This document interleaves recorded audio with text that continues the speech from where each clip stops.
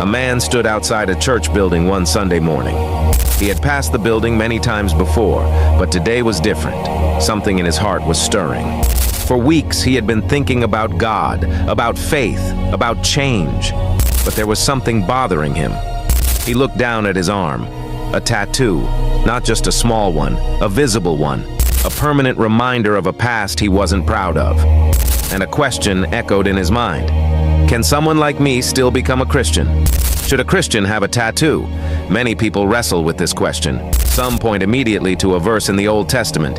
In book of Leviticus 19 verse 28, God told Israel, "Do not cut your bodies for the dead or put tattoo marks on yourselves." At first glance, that sounds like a clear prohibition. But the Bible must always be read in context. In the ancient world, surrounding nations used tattoos as part of pagan worship. People carved symbols into their skin to honor idols, mourn the dead in ritualistic ways, or mark themselves as belonging to false gods.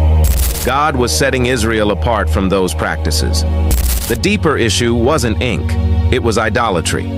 God didn't want his people marking themselves as belonging to other gods. But throughout the Bible, God makes something else very clear. He is far more concerned with the heart than the skin. In 1 Book of Samuel 16 verse 7, God tells the prophet Samuel something powerful. Man looks at the outward appearance, but the Lord looks at the heart. That changes the entire conversation. Because Christianity has never been about arriving before God with a perfect past. If that were the case, no one could come. Not the thief, not the proud, not the immoral, not the broken, and certainly not someone with a tattoo. Jesus never said, "Clean yourself up and then come to me." Instead, in Gospel of Matthew 11 verses 28, he says, "Come to me, all you who are weary and burdened, and I will give you rest." Notice the order. Come first, transformation comes later. One of the greatest leaders in the early church, Paul the Apostle, once persecuted Christians. Yet God transformed his life and used him powerfully. That's the power of grace. So if someone already has a tattoo, that tattoo is not a barrier between them and God. Ink on the skin cannot block the mercy of Christ. Now, what about Christians getting tattoos after coming to faith?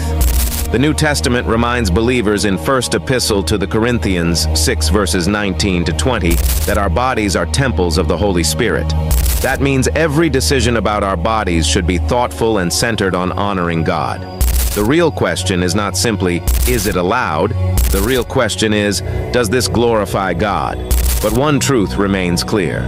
Tattoos do not determine salvation. Grace does. If this message spoke to you, don't scroll past it. Share it with someone who thinks their past disqualifies them from God's grace. And drop "Grace Rewrites My Story" below if you believe Jesus can transform any life, no matter what marks the past has left behind. And please don't forget to hit the follow button.